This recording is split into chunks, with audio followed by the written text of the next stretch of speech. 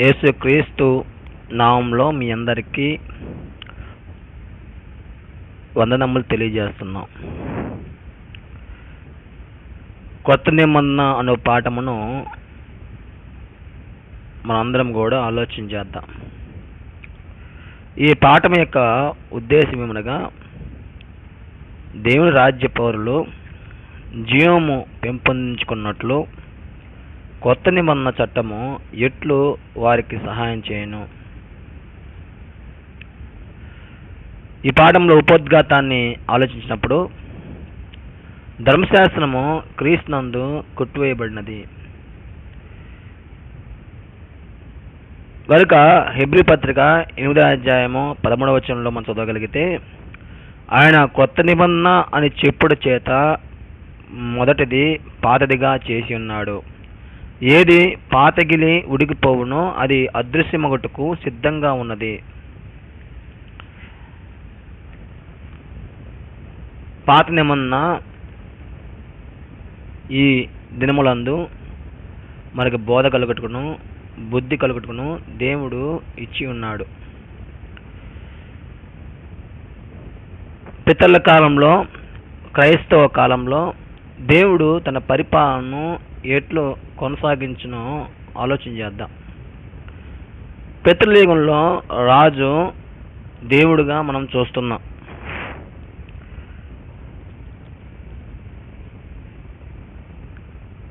యాజకత్వము మెల్కీసెదెకు యాజకత్వాన్ని మనం చూస్తున్నాం.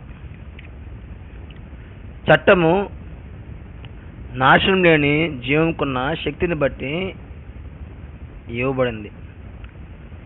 ప్రజలు కుటుంబ పెద్దలుగాను మనం చూడగలుగుతున్నాం. ఒక వ్యక్తి నీతిమంతుడిగా తీర్చబడుటకు విశ్వాస మూలంగా ఆ వ్యక్తి నీతిమంతులుగా తీర్చబడును. క్రైస్తవ యుగంలో రాజు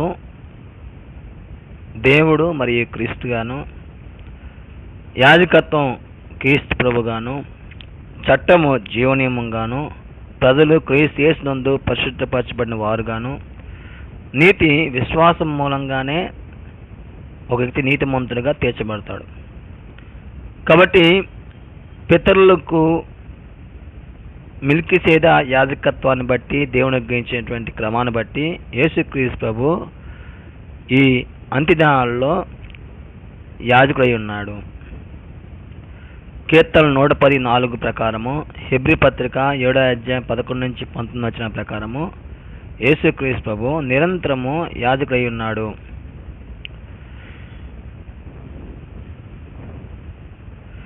పితరుల కాలంలో క్రైస్తవ కాలాన్ని మనం పోల్చుకున్నప్పుడు, ఆ కాలంలో కుటుంబ పెద్దలతోనే దేవుడు సహవాసం చేసేవాడు. కానీ ఇప్పుడు యూదులేమి అన్యులేమి క్రీస్తునందు విశ్వసించి బాప్తిసం పొందిన ప్రతి ఒక్కరు కూడా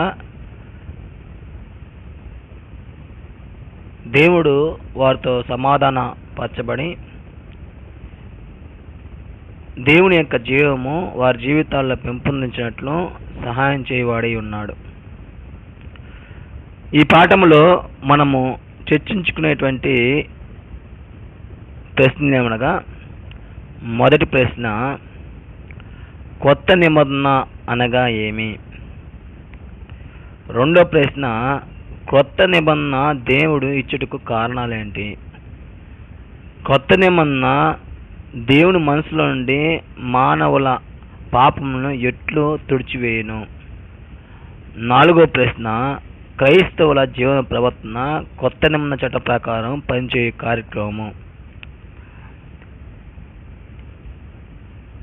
ఈ పాఠంలో మొదటి ప్రశ్నగా మనము చూసినప్పుడు, కొత్త నిబంధన అనగా ఇర్మియా గ్రంథము 31 నుంచి 34 వచ్చిన మనం చదవగలిగితే, అలాగే హెబ్రీ పత్రిక 8వ అధ్యాయము 8 నుంచి 12 వచ్చిన మనం చదవగలిగితే ఈ విషయాలు మనం అర్థం చేసుకోగలం. కాబట్టి హెబ్రీ పత్రిక 8వ అధ్యాయము 8 నుంచి 12 వచనాలు మనము చదువుదాం. అయితే ఆయన అపేక్షించి వారితో ఇలాగ చెప్పుచున్నాడు, ప్రభువు ఇట్లాను, ఇదిగో ఒక కాలము వచ్చినది, అప్పటిలో ఇశ్రాయేలు ఇంటి వారితోనూ యోధా ఇంటి వారితోనూ నేను కొత్త నిబంధన చేయదును.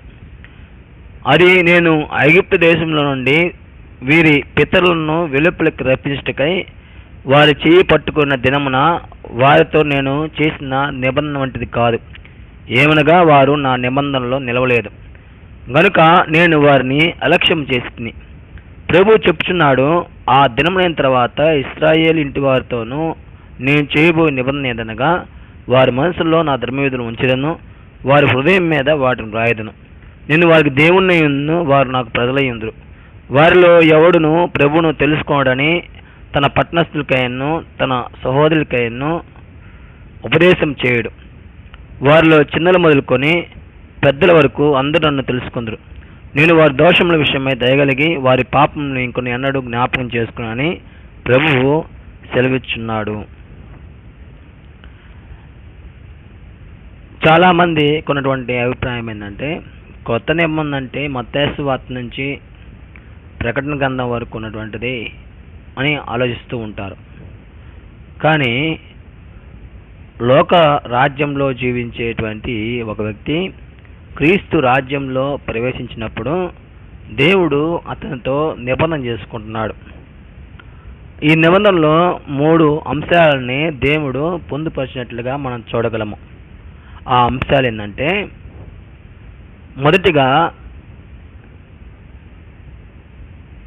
8వ అధ్యాయము 12వ వచనం హెబ్రీ పత్రిక, నేను వారి దోషముల విషయమై దయగలిగి వారి పాపములను ఇంకను ఎన్నడూ జ్ఞాపకం చేసుకున్నాను. కాబట్టి ఒక వ్యక్తి పాపములు దేవుడు దయగలిగి తన మనసులో నుంచి తుడిచివేస్తున్నాడు. ఎప్పుడైతే తన మనసులో నుంచి ఆ పాపము తీసివేస్తున్నాడో దేవుడు అతని నీతిమంతులుగా తీర్చి క్రీస్తునందు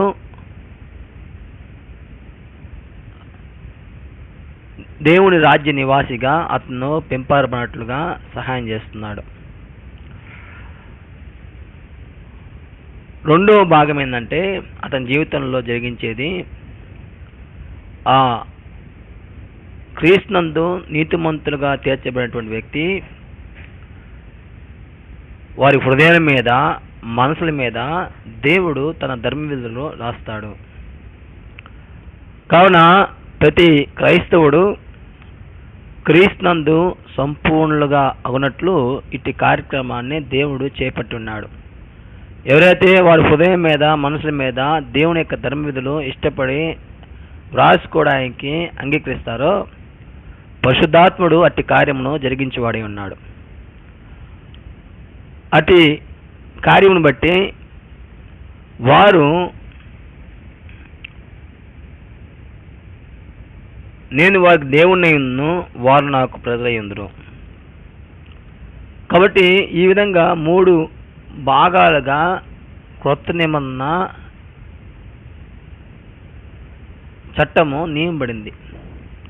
దేవుడు లోకంలో ఉన్నటువంటి ఒక పాపితో ఈ నిబంధన అనుసరించి తను క్రీస్తులోకి వస్తున్నాడు. కాబట్టి నిబంధనలో ఈ 3 భాగాలను ప్రతి క్రైస్తవుడు విశ్వసించవలసిన వాడే ఉన్నాడు, అంగీకరించవలసిన వాడే ఉన్నాడు. ఈ నిబంధన బట్టి వారు దేవుడితో సమాధానకరంగా ఉన్నారా, దేవుణ్ణి విడిచి వెళ్ళారా అనే విషయము మనం అర్థం చేసుకోగలం. ఎవరైతే యేసుక్రీస్తునందు జీవ నియమాలను వాళ్ళ హృదయాల మీద మనసుల మీద రాసుకుంటూ ఉంటారో, వారి వ్యక్తిత్వాన్ని వృద్ధి చేసుకుంటూ ఉంటారో, పరలోకంలో అటువంటి దేవుని యొక్క రాజ్య సంస్కృతి చేత వారి జీవితాలను ఏలబడినట్లుగా వారు కృషి చేస్తూ ఉంటారో, అలాంటి వారి జీవితంలో దేవుని యొక్క నిబంధన నిలుస్తుంది. ఒకవేళ వారి యొక్క వ్యక్తిత్వంలో మార్పు లేకుండా, వారి జీవితాల్లో మార్పు లేకుండా, వారు దేవునికి ఇష్టలుగా కాకుండా ఉన్నవారైతే వారు దేవుని నిబంధనల నుంచి తొలగి ఉన్నారు. కనుక ఇశ్రాయేల్ విషయంలో దేవుడు మాట్లాడుతున్న సందర్భాన్ని మనం ఆలోచించినప్పుడు 9వ వచనం మనం గమనిస్తే హెబ్రీ పత్రిక 8వ అధ్యాయము 9వ వచనం. అది నేను ఐగుప్తులో నుండి వీరి పితరులను వెలుపకు రప్పించుటకై వారి చేయి పట్టుకున్న దినమున వారితో నేను చేసిన నిబంధన వంటిది కాదు. ఏమనగా వారు నా నిబంధనలో నిలవలేదు కనుక నేను వారిని అలక్ష్యం చేసింది. కానీ నిబంధనలో నిలిచిన వారికి దేవుడు సమాధానకర్తగా ఉంటాడు. దేవుడు నిబంధనలో మీరిన వారికి దేవుడు వారి మీద ఉగ్రత చూపిస్తాడు. కనుక నిబంధనలో 3 అంశాలు ఉన్నాయి. ప్రతి బాప్తిసం పొందు వ్యక్తి ఈ నిబంధనలో 3 అంశాలని గమనించి క్రీస్తులోకి రావాల్సిన వాడే ఉన్నాడు. దేవుడు వారి పాపాలను క్షమిస్తాడు, వాళ్ళ హృదయం మీద మనసు మీద ధర్మములు రాస్తాడు. అప్పుడు వారు దేవుడికి ప్రజలుగాను దేవుడు వారికి దేవుడుగాను ఉండేటువంటి అవకాశం ఉంటుంది. ఈ పాఠంలో 2వ ప్రశ్న ఏమనగా కొత్త నిబంధన దేవుడు ఇచ్చుటకు కారణం ఏమిటి?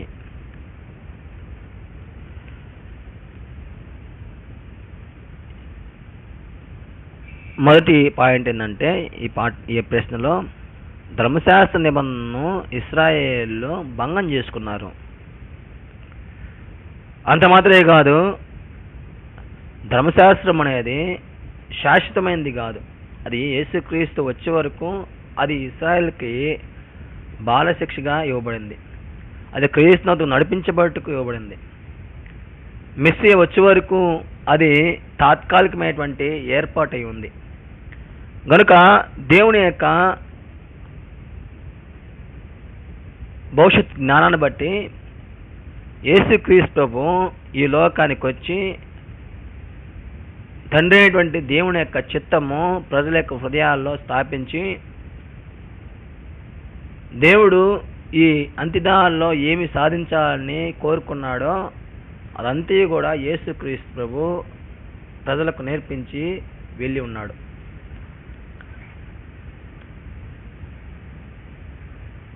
ఈ ఆలోచనలో 2వ భాగం ఏంటంటే కాలము సంపూర్ణమైనప్పుడు దేవుని చిత్తము గురించిన మర్మమును తెలియజేయటం. 2 సంపూర్ణమైనటువంటి జ్ఞాన వివేచన దేవుని యొక్క రాజ్య పౌరులకు దేవుని అనుగ్రహించటం. ఎఫెసీ పత్రిక 1వ అధ్యాయము 8-9 వచనం చదవగలిగితే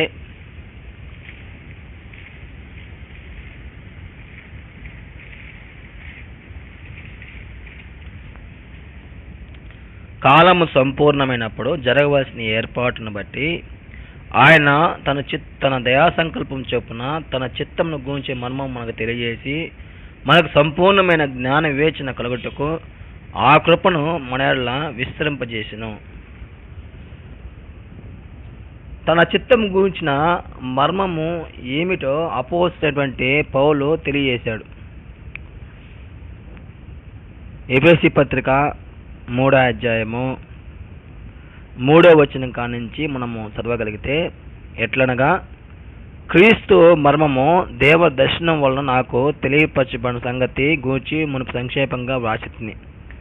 మీరు దాన్ని చదివినల్లా దాన్ని బట్టి ఆ క్రీస్తు మర్మము గురించి నాకు కలిగిన జ్ఞానము గ్రహించుకోగలరు. ఈ మర్మం ఇప్పుడు ఆత్మ మూలంగా దేవుని పరిశుద్ధులకు అపోస్తులకును ప్రవక్తలకును బయలుపరచబడి ఉన్నట్లుగా పూర్వకాలమందు మనుషులకు తెలియపరచబడలేదు. ఈ మర్మం మీదనగా అనుజనులు సువార్త వలన క్రీస్తు యేసునందు యూదులతో పాటు సమాన వారసులు, ఒక్క శరీరమందలి సాటి అవయములు, వాగ్దానంలో పాలివారై ఉన్నారను అన్నదియే.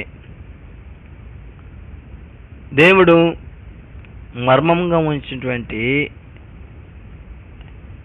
దేమనగా అన్యులు యూదులు క్రీస్తు యేసునందు సమాన వారసులు,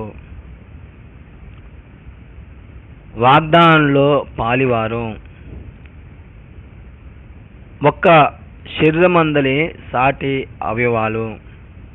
కాబట్టి ఈ మర్మము దేవుడి దర్శనం ద్వారా అపోస్తలుడైన పౌలుకు తెలియపరచబడింది.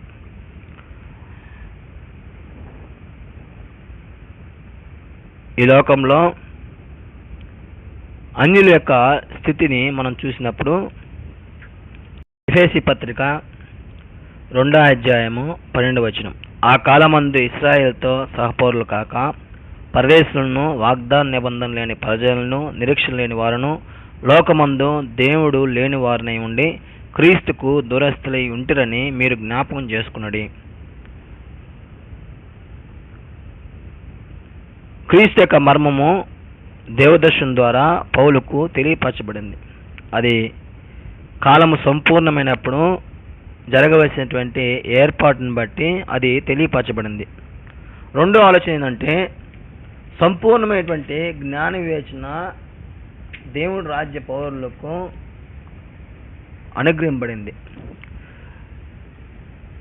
మొదటి గురించి 2వ అధ్యాయము 7వ వచనం మనం చదవగలిగితే,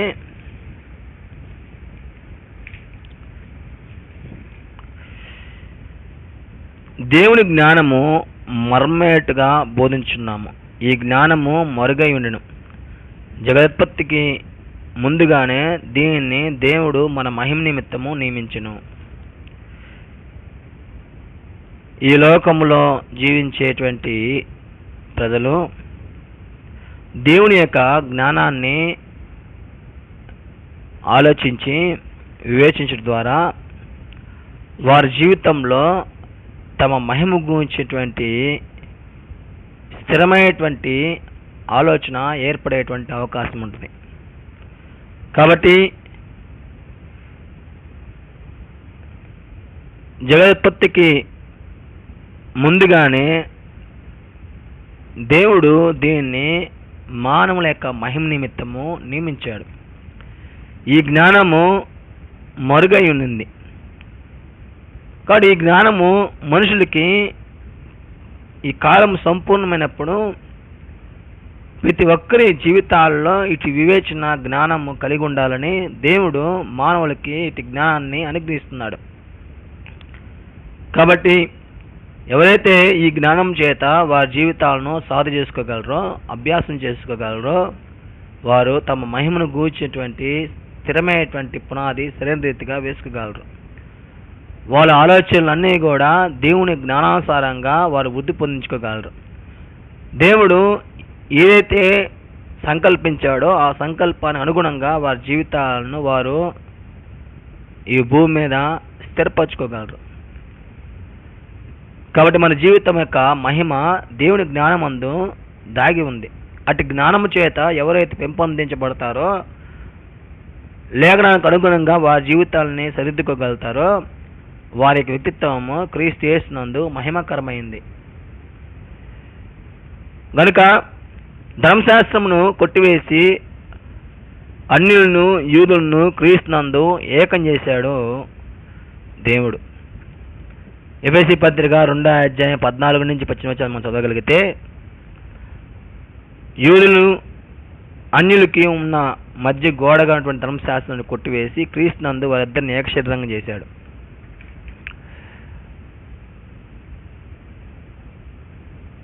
క్రీస్తు ప్రభు కొత్త నిబంధనకు మధ్య వ్యక్తిగా ఉన్నాడు. హెబ్రీ పత్రిక 8వ అధ్యాయము 6వ వచనం మనం చదవగలిగితే,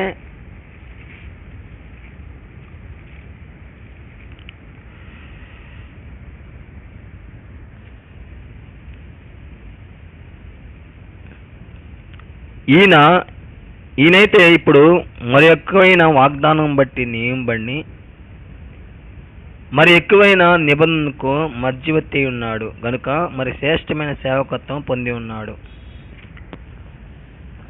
యేసుక్రీస్తు ప్రభు కొత్త నిబంధనకు మధ్య వ్యక్తి ఉన్నాడు. పరిశుద్ధులు నిత్యమైన స్వాస్థ్యం పొందుటకు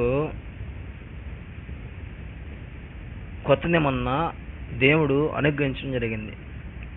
హెబ్రీ పత్రిక 9వ అధ్యాయం 15వ వచనం, ఈ హేతువు చేత మొదటి నిబంధన కాలంలో జరిగిన అపరాధం నుండి విమోచనం కలుగుటకై ఆయన మరణం పొందిన పిలువబడిన వారు నిత్యమైన స్వాస్థ్యం గూర్చిన వాగ్దానం పొందినిమిత్తము ఆయన కొత్త నిబంధనకు మధ్య వ్యక్తి అయి ఉన్నాడు. కనుక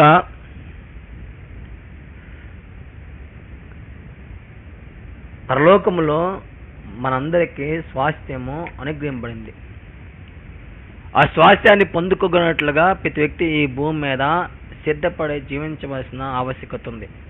ఈ శరీరాన్ని విడిచిపెట్టే లోపల దేవుడు తన వారసులకి ఏదైతే స్వాస్థ్యంగా ఇవ్వబోతున్నాడో అటు స్వాస్థ్యాన్ని పొందుకోగలిగినటువంటి శక్తి, సామర్థ్యము ఆత్మ అనే వ్యక్తికి ఉండి తీరాలి. ఒకవేళ మన ఆత్మలకి దేవుడు జగత్ పునాది వేయబడక మునిపే ఎట్టి నిర్ణయంతో మనల్ని సృష్టించాడో అట్టి నిర్ణయంతో మన ఆత్మ ఉండని పక్షమందు మనము పరలోకంలో మన స్వాస్థ్యాన్ని అందుకునేటువంటి అవకాశం లేదు. దేవుడు జగత్పునాది వేయబడక మునిపే ఏది సంకల్పించాడో ముగింపులో కూడా అదే చూడబోతున్నాడు. దేవుడు ఎన్నటికీ మార్పు నొందడు. ఆయన సంకల్పము మార్పు నొందేది కాదు. ఆయన నిన్న నేడు నిరంతరము కూడా ఏకరీతిగా ఉండేటువంటి వ్యక్తి. ఆయన చంచలత్వం కలిగినటువంటి వ్యక్తి కాదు. కనుక పరలోకంలో మనం ఏదైతే పొందుకోబోతున్నామో ఆ స్వాస్థ్యము దేవుడు ఏదైతే జగత్మాది వేయబడక మమ్మల్ని నిర్ణయించాడో అట్టి సంకల్పాన్ని బట్టి జీవించిన వారు మాత్రమే దాన్ని సొంతం చేసుకోగలరు.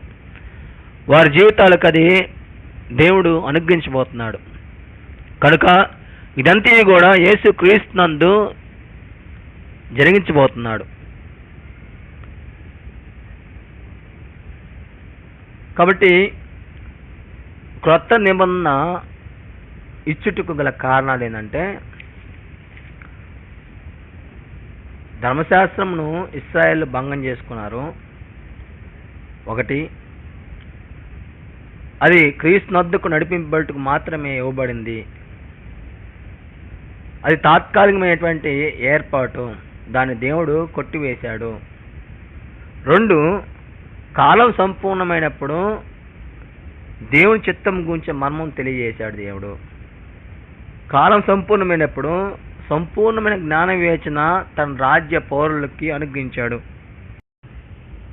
మర్మమేమనగా ఎఫెసీ పత్రికలో మనము చూడగలిగాం. 3వ అధ్యాయం 3-5 వచనాల్లో అన్యులు యూదులతో పాటు సమాన వారసులు క్రీస్తు యేసునందు, వాగ్దానంలో పాలివారు, ఒక్క శరీరం మందలి సాటి అవయవాలు. కనుక ఇట్టి మర్మమును మనం చూడగలిగాం. అంత మాత్రమే దేవుడు మన మహిమ నిమిత్తం జ్ఞానాన్ని నియమించాడు. యేసు క్రీస్తు ప్రభు రక్తము ద్వారా సిలువలో ఆ ధర్మశాస్త్రాన్ని కొట్టివేసి అన్యుల్ని యూదుల్ని ఏకం చేశాడు. 3వదిగా క్రీస్తు యేసు కొత్త నిబంధనకు మధ్య వ్యక్తిగా ఉన్నాడు. పరిశుద్ధులు నిత్యమైన స్వాస్థ్యాన్ని అనుభవించుటకు యేసుక్రీస్తు కొత్త నిబంధనకు మధ్య వ్యక్తిగా ఉన్నాడు. గనుక దేవుడు కొత్త నిబంధన ఇచ్చుటకు గల కారణాలు ఏంటంటే ఇవన్నీ కూడా. ఈ పాఠంలో 3వ ప్రశ్న ఏమనగా, క్రొత్త నిబంధన చట్టము దేవుని మనసులో నుండి మానవుని పాపములను ఎట్లు తుడిచివేయును? ధర్మశాస్త్రం కాలంలో పాపము చేసిన వ్యక్తి బలులు అర్పించువారుగా ఉన్నారు. అయితే ఏటేటా వారు బలులు అర్పించుట చేత వారి పాపములు వారికి జ్ఞాప్తికి వస్తున్నాయి. హెబ్రీ పత్రిక 10వ అధ్యాయం 3వ వచనం. అయితే ఆ బలులు అర్పించుట చేత ఏటేటా పాపములు జ్ఞాపనముకు వచ్చున్నవి. అందువలన వారు నీతిమంతులుగా తీర్చబడలేకపోయారు. వారి మనసాక్షి శుద్ధీకరించబడలేకపోయింది. వారు సంపూర్ణులవుటకు ధర్మశాస్త్రము వారికి సహాయం చేయలేదు. గనుక యేసుక్రీస్తు యొక్క సదాకాలం నిలిచి బలి ద్వారా ప్రతి ఒక్కరూ కూడా సంపూర్ణ ఉన్నట్లు దేవుని యొక్క కార్యరూపము మనం చూడగలము.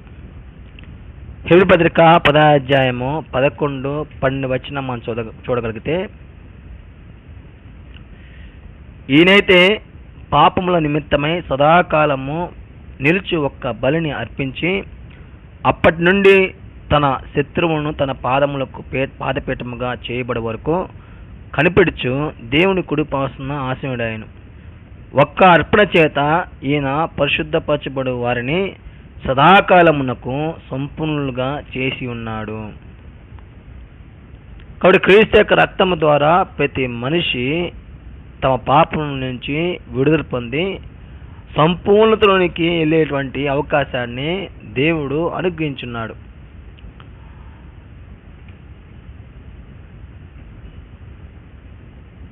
ఇది ఎంతో గొప్ప భాగ్యం. ధర్మశాస్త్ర కాలంలో ఏదైతే సాధించలేకపోయారో వారు యేసుక్రీస్తునందు దేవుడు మనం సాధించుటకు అవకాశం ఇచ్చాడు. కాబట్టి ఇటు అవకాశమును ప్రతి ఒక్కరూ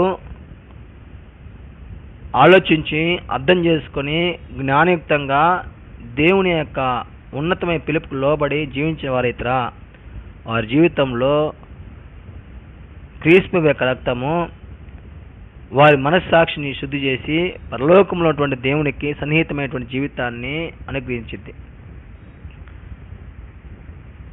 హెబ్రీ పత్రిక 7వ అధ్యాయము 27, 28 వచనం మనం చదవగలిగితే, ధర్మశాస్త్రము బలహీనత గల మనుషులను యాజకులుగా నియమించును గాని ధర్మశాస్త్రమునకు తరువాత వచ్చిన ప్రమాణపూర్వకమైన వాక్యము నిరంతరమును సంపూర్ణ సిద్ధి పొందిన కుమారుని నియమించును గనుక ఈయన ఆ ప్రధాన యాజకుల వలె మొదట తన సొంత పాపం కొరకు తర్వాత ప్రజల పాపం కొరకు దినదినము బలులు అర్పించవలసిన అవసరం కలవాడు కాదు. తన్ను తాను అర్పించుకున్నప్పుడు ఒక్కసారే ఈ పని చేసి ముగించెను. కాబట్టి ధర్మశాస్త్ర కాలంలో ఉన్నటువంటి పరిస్థితికి క్రీస్తు చేస్తున్నటువంటి పరిస్థితిని గ్రంథకర్త స్పష్టంగా వివరించాడు. ప్రమాణపూర్వకమైనటువంటి వాక్యము నిరంతరము సంపూర్ణ సిద్ధి పొందినటువంటి యాజకుణ్ణి నియమించింది. వారి వలె దినదినము వారి పాపం నిమిత్తము బలుర్పించుకున్నటువంటి వ్యక్తి కాడు యేసుక్రీస్తు. ఒకసారి పని చేయటం వల్ల ఈ కార్యక్రమం అంతా జరిగింది. యేసుక్రీస్తు వారి భూమి మీద ఉన్నప్పుడు మత్తయి సువార్త 26 నుంచి మనం చదవగలిగితే,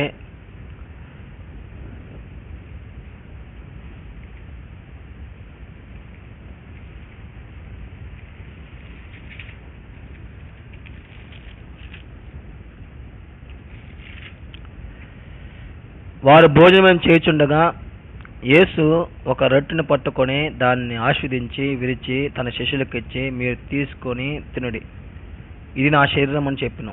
మరియు ఆయన గిన్నె పట్టుకొని కృతజ్ఞతాస్తుతి చెల్లించి వారికిచ్చి, దీనిలోది మీరందరూ త్రాగుడి, ఇది నా రక్తము, అనగా పాప క్షమాపణ నిమిత్తము అనేకుల కొరకు చిందింపబడుచున్న నిబంధన రక్తము. పాప క్షమాపణ నిమిత్తము క్రీస్తు యేసునందు దేవుడు నిబంధన రక్తాన్ని అనుగ్రహించాడు. లోకంలో ఉన్నటువంటి ఈ దుష్ట కాలం నుండి ప్రజలు విమోచింపబట్టుకు యేసుక్రీస్తు తను అప్పగించుకున్నాడు. గలతీ పత్రిక 1వ అధ్యాయం 4వ వచనం. యేసుక్రీస్తు యందు దేవుడి మనసులో ఉన్నటువంటి తన పాపములను క్షమించుటకు దేవుడు ప్రతి వ్యక్తిని కరుణాపీఠం దగ్గర యేసుక్రీస్తు ద్వారా వారి పాపములను కనికరిస్తున్నాడు. రోమపత్రిక 3వ అధ్యాయము 26వ వచనం.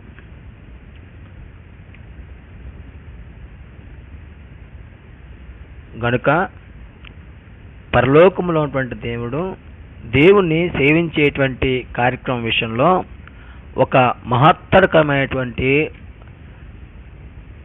పరిస్థితిని అనుగ్రహించినాడో ఈ అంత్యదినాల్లో. యేసుక్రీస్తు యొక్క రక్తము మనస్సాక్షిని శుద్ధి చేసే కార్యక్రమం.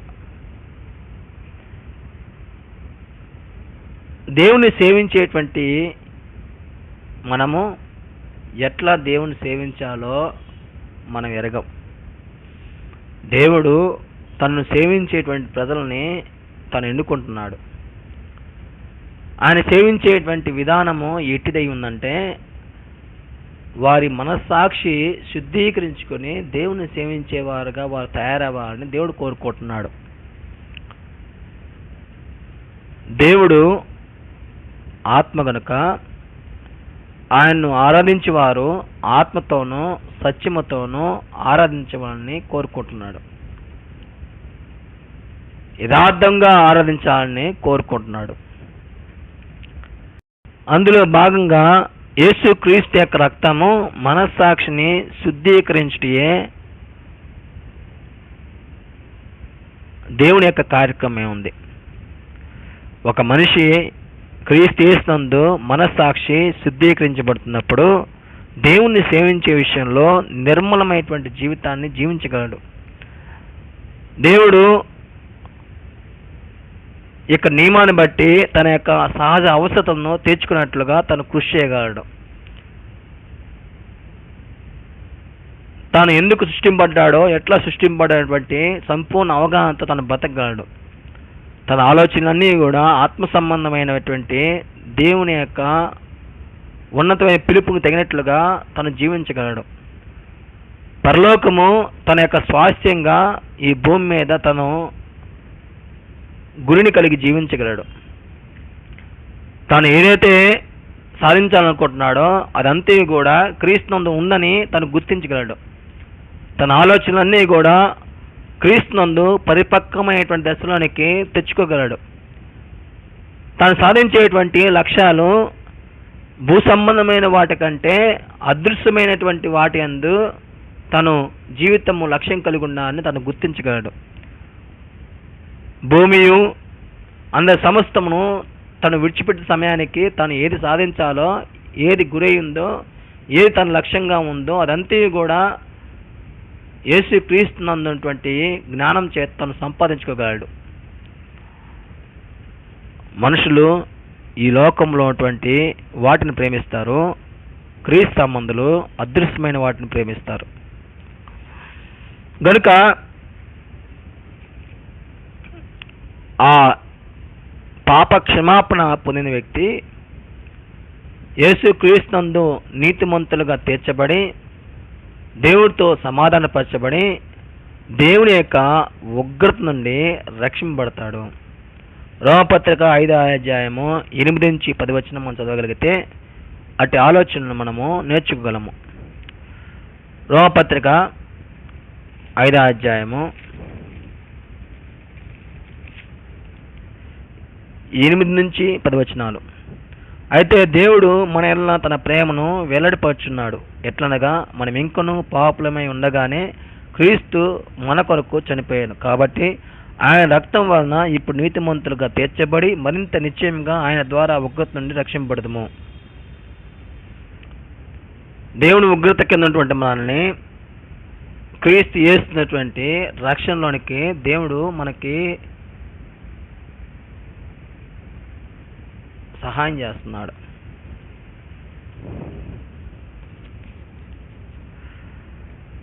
ఈ పాఠంలో మన 4వ ప్రశ్న ఏమనగా, క్రైస్తవుని జీవన ప్రవర్తన కొత్త నిబంధన చట్ట ప్రకారము ఎట్లు పనిచేయనో వివరించుట.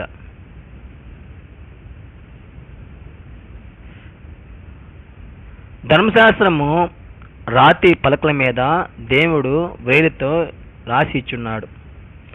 ఇంచేతనగా ఇశ్రాయేలీయులు ఐగుప్తు దేశంలో పాపముతో కూడినటువంటి జీవిత వైఖరులను నేర్చుకుని ఉన్నారు.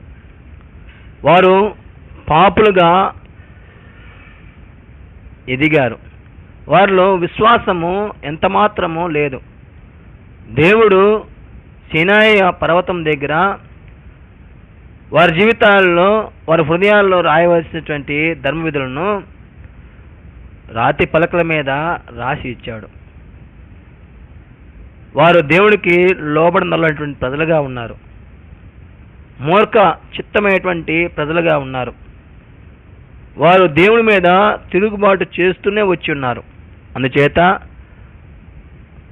వారి హృదయాల్లో, మనసుల్లో రాయవలసినటువంటి దేవుని యొక్క నియమాలు ఆ స్థాయిని తగ్గించి దేవుడు శరీరానుసారమైనటువంటి ఆజ్ఞ గల ధర్మశాస్త్రాన్ని వారికి ఇవ్వటం జరిగింది. అయితే క్రొత్త నిబంధన కాలంలో దేవుడు వారి హృదయాల మీద, మనసుల మీద ధర్మం మీద రాయటానికి సిద్ధంగా ఉన్నాడు. కాబట్టి క్రీస్తు యేసునందు ఒక క్రైస్తవుని యొక్క జీవన విధానము ఎలాంటిదో మనం నేర్చుకోవాల్సిన వారి ఉన్నాం. రోమపత్రిక 6వ అధ్యాయము 4వ వచనం మనం చదవగలిగితే, కాబట్టి తండ్రి మహిమ వలన క్రీస్తు మృతుల్లో నుండి ఎలాగూ లేపబడినో అలాగే మనమును నూతన జీవం పొందిన వారమై నడుచుకున్నట్లు మనము బాప్తిసం వలన మరణంలో పాలు పొందుటకై ఆయనతో కూడా పాతి పెట్టబడితిమి.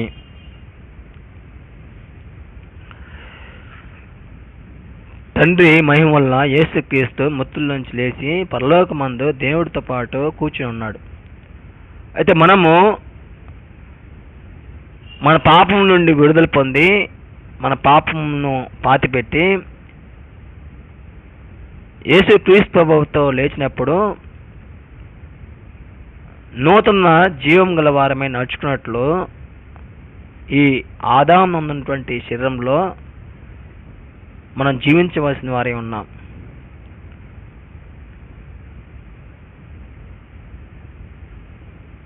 పరలోకంలో ఉన్నటువంటి దేవుడు యేసుక్రీస్తు ద్వారా అట్టి జీవితాన్ని మనకు బోధించాడు. ఆ జీవము మనుషులకు శాశ్వతమైనటువంటి కృపను ఇచ్చినది. దేవుని యొక్క చిత్తాన్ని యేసుక్రీస్తు యొక్క జ్ఞానము చేత మనుషులకు నేర్పబడింది. మనుషులు దాన్ని అంగీకరించి విశ్వసించిన వారైతే వారి జీవంలో పాలిభాగస్తులు అవుతారు. కనుక యేసుక్రీస్తు ప్రభు నుండి మృతుల్లోంచి లేపబడినటువంటి మనము పాపము చేసే విషయంలో మనం మరణించాం. మన ఎందు ఇంకా జీవ సంబంధమైనటువంటి నీతి విధి నెరవేర్చబడాలని దేవుడు కోరుకుంటున్నాడు. 2 కొరింథీ 5వ అధ్యాయము 17వ వచనం మనం గమనిస్తే,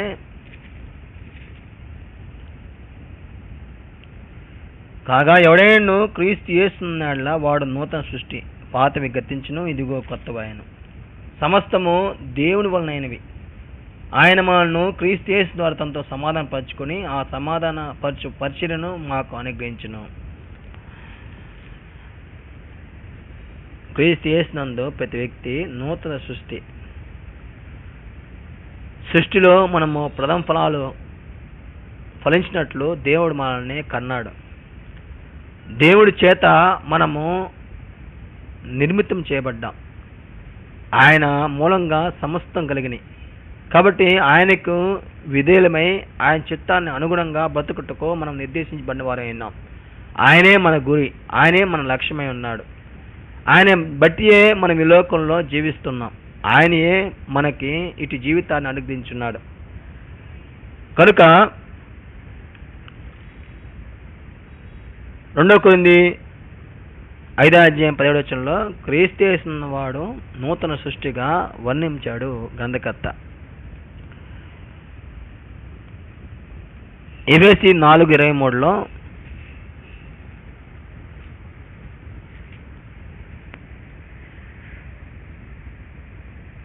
మీ చిత్తవృత్తి యందు నూతన పరచబడిన వారై నీతియు యథార్థమైన భక్తి గల వారై దేవుని పోలికగా సృష్టింపబడిన నవీన స్వభావం ధరించుకున్నది. కాబట్టి ఈ లోకంలో చిత్తవృత్తి అనేది ప్రతి మనిషికి అవసరమైంది. క్రీస్తు యేసునందు క్రొత్త నిబంధనను బట్టి జీవిస్తున్నటువంటి ప్రతి వ్యక్తి తన మనసులో స్థిరమైనటువంటి బుద్ధితో బ్రతకవలసిన వాడే ఉన్నాడు. తాను నేర్చుకున్నది, ఎరిగినది తాను ఆలోచిస్తూ తన ప్రవర్తనలో అభ్యాసం చేసుకుంటూ విశ్వాస సంబంధమైనటువంటి జీవితం చేత ఎదగవలసిన వాడే ఉన్నాడు. దేవుడు తన యందు ఆనందించుటకు సిద్ధంగా ఉన్నాడు. దేవుని పోలికగా సృష్టింపబడినటువంటి నవీన స్వభావాన్ని ధరించుకునవలసిన వారే ఉన్నారు. నీతియు యథార్థమైన భక్తి గల వారే జీవించవలసిన ఆవశ్యకత ఉంది. వారి శరీర అవయవాలు నీతి క్రియలు చేయుటకు ఇష్టపడాలి. పరలోకంలో దేవుడు మహిమకరంగా వారి యొక్క జీవితము ఉండగలగాలి. దేవుడు ఏది కోరుకుంటున్నాడో అది వారి జీవితం యొక్క లక్ష్యమే ఉండాలి. కనుక క్రైస్తవుని యొక్క జీవన విధానము ఈ లోకంలో బహు అద్భుతకరమై ఉంది.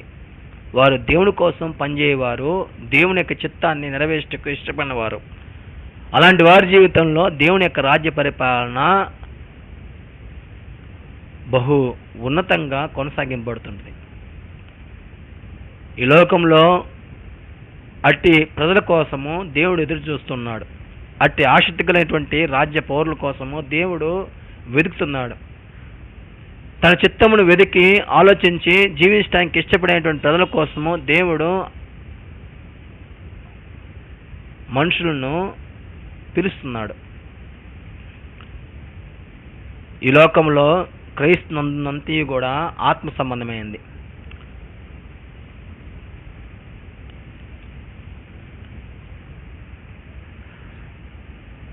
మూడో పాయింట్ అనగా పరిశుద్ధాత్మ క్రైస్తవులు నూతన స్వభావం పొందినట్లు సహాయము చేయుట. ఆత్ముడు మన హృదయంలో నివాసం చేయను.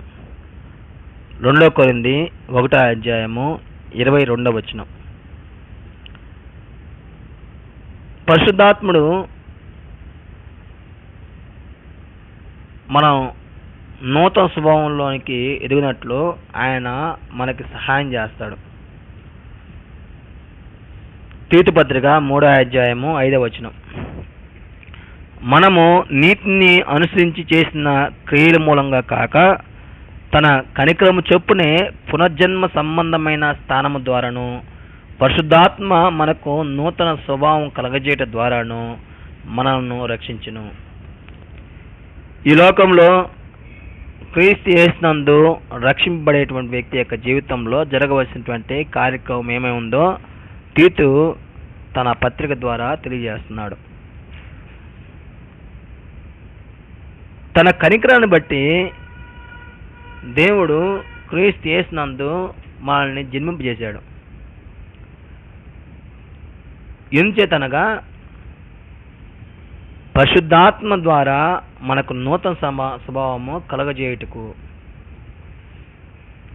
పరిశుద్ధాత్ముడు మన హృదయం మీద, మనసుల మీద ధర్మవిధులు రాస్తూ ఉంటాడు మనం ఇష్టపడిన వారమైతే. కాబట్టి దేవుని యొక్క ప్రేమను గురించి పరిశుద్ధాత్ముడు మనకి వెల్లడిపరుస్తూ ఉంటాడు.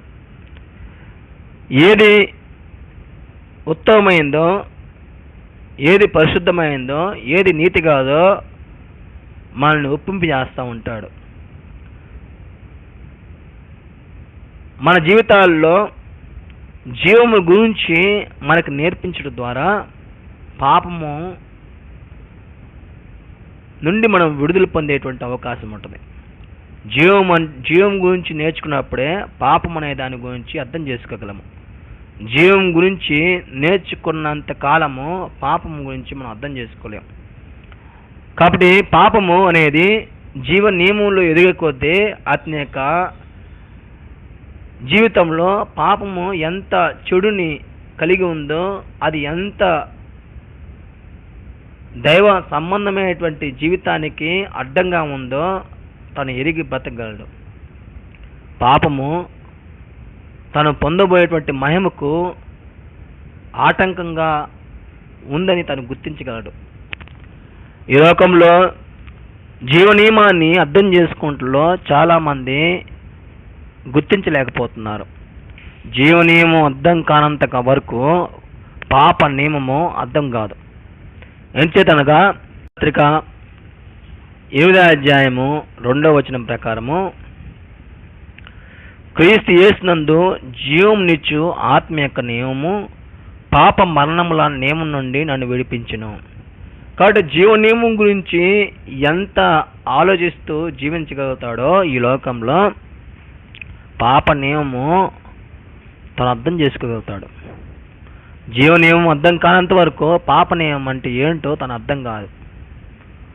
జీవ నియమంలో ఎదిగే కొద్దీ పాపం అనే నియమం చేత తను ఎంతగా ఇబ్బంది పడుతున్నాడో, తను దాని నుంచి ఎలాగ విడుదల పొందగలడో అదంతే కూడా తన మనసుకు ఆలోచింపజేస్తుంది.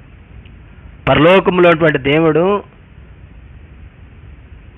జీవం గలవాడు. మనుషులు జీవం కలిగి ఉన్నప్పుడు వారు పాపం నుండి విడుదల పొందగలడని ఎరుగున్నవాడు. అందుకే యేసుక్రీస్తు ద్వారా దేవుడు జీవాన్ని ప్రయాణించాడు. జీవము ఒక మనిషి యొక్క జీవితానికి ఎంత ఉత్తమమైనటువంటి జీవితాన్ని ఇచ్చిద్దో దేవుడు ఎరుగున్నాడు. అది ఒక వ్యక్తి యొక్క ఆత్మీయ అభివృద్ధికి మాత్రమే కాకుండా తన యొక్క సహజ కోరికలను తీర్చుకునే విషయంలో, సంతృప్తికరంగా బతికేటువంటి విషయంలో అది ఎంతో మూల కేంద్రమై ఉంది. కాబట్టి సహజ కోరికలను సంతృప్తిపరుచుకునేటువంటి విధానం బట్టియే ఒక వ్యక్తి ఆత్మీయంగా ఎదిగేటువంటి స్థాయి ఉంటుంది. ఈ లోకంలో పరిశుద్ధాత్ముడు క్రీస్తు యేసునందు జరిగించు కార్యక్రమము అట్టిదే. 2 కొరింథీ 3వ అధ్యాయం 18వ వచనంలో,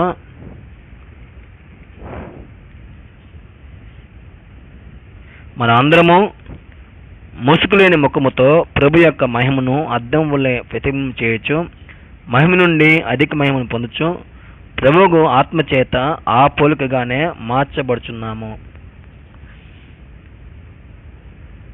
ఈ ఆలోచనను మనం నేర్చుకోవడానికి ఎక్కువ సమయము చేపడుతుంది. కాబట్టి మన లేఖనంలో ఉన్నటువంటి భాగం ఏంటంటే ప్రభు యొక్క ఆత్మచేత ఆ పోలికగానే మార్చబడుతున్నాం.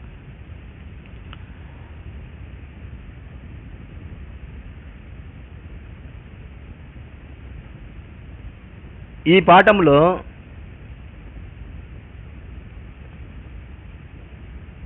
ముగింపు ఆలోచన ఏంటంటే, దేవునికి మనము కుమారులుగా ఉన్నట్లు అబ్రహాం ద్వారా దేవుడు మనకిచ్చిన వాగ్దానాన్ని బట్టి దేవునికి మనము వారసులమై ఉన్నాం. గలతీ పత్రిక 3వ అధ్యాయము 29వ వచనము,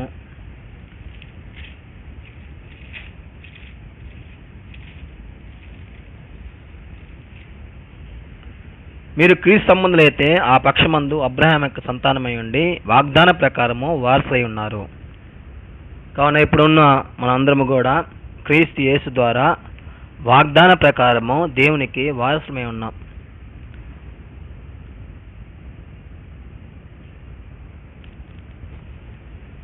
కొత్త నిబంధన అను ఈ పాఠములో పితృయుగంలో దేవుడి యొక్క పరిపాలన, క్రైస్తవ యుగంలో దేవుని పరిపాలన ఆలోచించాం. కొత్త నిబంధన అనగా ఏంటో మనం ఆలోచించాం. కొత్త నిబంధన దేవుడు ఇచ్చుటకు కారణాలు ఏంటో మనం ఆలోచించాం. అలాగే కొత్త నిబంధన దేవుని మనసులో ఉండి ఒక పాపి పాపములను ఎట్లు తీసివేస్తుందో గుర్తించాం. క్రైస్తవులు జీవన ప్రవర్తన కొత్త నియమం ప్రకారము ఎట్లా ఉండబోతుందో మనం చూడగలిగాం. ఈ లోకంలో ప్రతి వ్యక్తి కొత్త నిబంధన చట్టంలో ఉన్నటువంటి జీవ నియమాన్ని గైకొన్న వాడైతే అతని యొక్క జీవితము పాప నియమం నుండి విడుదల పొందే అవకాశం ఉంటుంది. జీవ నియమము హృదయమందు ముద్రింపడినప్పుడు పాప నియమము అనేది వారిని జయించలేదు. ఎంచేదనగా వారి హృదయాలు మనసులో జీవ నియమం చేత ముద్రింపబడుతున్నంత వరకు వారు బలంగా ఎదుగుతూ ఉంటారు. ఆత్మస్థైర్యంతో వారి జీవితం భూమి మీద కొనసాగుతుంటుంది. వారు అదృశ్యమైన వాటిని చూస్తూ దృశ్యమైన వాటి పట్ల సరైనటువంటి దృక్పథము వారి జీవితాల్లో కలిగి జీవించగలరు. మనిషి ఈ లోకంలో ఎందుకు పుట్టాడో, ఎందుకు పెరుగుతున్నాడో, ఎందుకు మరణిస్తున్నటువంటి సామాజిక స్పృహతో అతను జీవించగలడు. జీవితం యొక్క సారాంశం అంతయు కూడా తన మనసులో నిక్షిప్తం చేయబడుతూ ఉంటుంది. తన ఆలోచనలు పరిపక్వతలోనికి వస్తూ తను ఏదైతే కోరుకున్నాడో అట్టి కోరికను అనుసరించి తను జీవించడానికి ఇష్టపడతాడు. వారు ఈ లోకంలో ఏ లోక సంబంధాల కంటే ఆత్మ సంబంధమైనటువంటి జీవితానికి ఎక్కువ ప్రాధాన్యత ఇచ్చేవారుగా ఉంటారు. దేవునికి విధేయులైపోతూ ఉంటారు. దేవుని యొక్క చిత్తాన్ని వాళ్ళ హృదయంలో పెట్టుకోవడానికి అనుదినము కృషి చేస్తూ ఉంటాడు. ఏదైతే దేవుడు ప్రీతికరంగా ఎంచాడో అదంతే కూడా వారి జీవితానికి ప్రేమించడానికి వారు వాళ్ళ ఆలోచనలను వృద్ధి చేసుకుంటూ ఉంటారు.